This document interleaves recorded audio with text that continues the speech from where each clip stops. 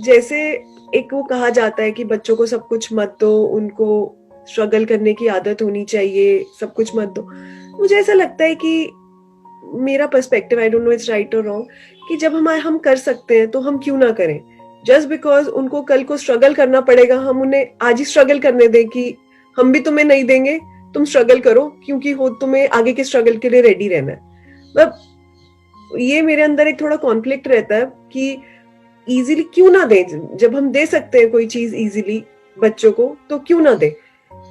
कोई भी चीज अगर हमको थोड़ी सी स्ट्रगल करके मिलती है ना, तो उस चीज की इंपॉर्टेंस होती है हमारे लिए।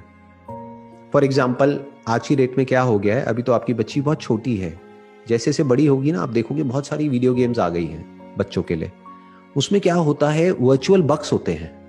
जैसे पैसा होता है ऐसे ही वर्चुअल मनी होता है जो उनको खरीदना होता है। तो वो उसको खरीदते हैं, फिर उससे चीजें खरीदते हैं। अब उसके लिए वो बच्चे जिद करेंगे, अब मुझे इतने बक्स दिला दो, और उसकी अपर लिमिट कोई नहीं है। आप उनको 1000 दिलाओ, 2000 दिलाओ, 10,000 दिलाओ, सब 1 मिनट में उड़ा देंगे।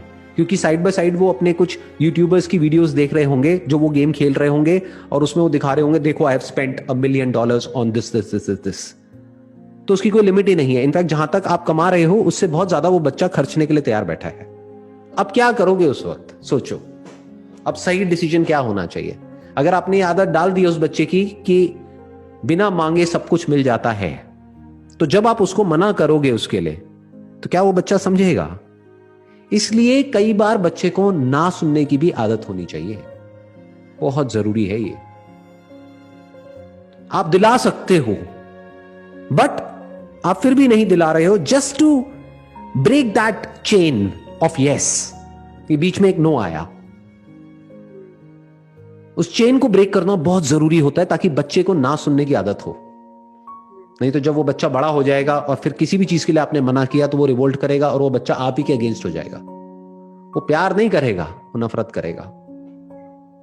क्यों? क्योंकि उसको आदत ही नहीं है ना सुनने की। तो इसका क्या सोल्यूशन है? जैसे जैसे बच्चा बड़ा होगा उसकी पॉकेट मनी शुरू कर दो।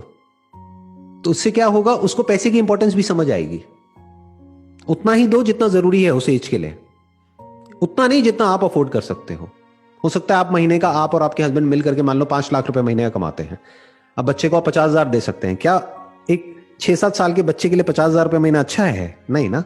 तो उसके लिए उतना ही दो जितना जरूरी है, मान लो 2,000 रुपए महीना, जिससे कि उसको अपना सब कुछ मैनेज करना है। अब वो अपने टॉयज भी इसी में से लेगा बच्चा, अपने जो बक्स खरीदने हैं ऑनलाइन ये भी उसी में से लेगा, जो भी कुछ करना है इसी में से होगा। इसके अलावा 1 रुपए भी और नहीं मिलेगा। बाकी हाँ, जब कोई फंक्शन है, ये है वो है, कुछ है घर में, तो वहां से थोड़ा बहुत पैसा आ गया कर गया, उसकी भी इंपॉर्टेंस उस बच्चे को समझ आएगी। उसको जोड़ने दो ना पैसे को। उसको बोलना है कि तेरे को ये लेना है, नो प्रॉब्लम, ले अपने पैसे जोड़ो। उसको सेविंग सिखाओ, उसको पैसे को मैनेज करना सिखाओ, उसको पैसे की इंपॉर्टेंस सिखाओ। क्योंकि अगर ये सब उसको नहीं आएगा तो कब आएगा?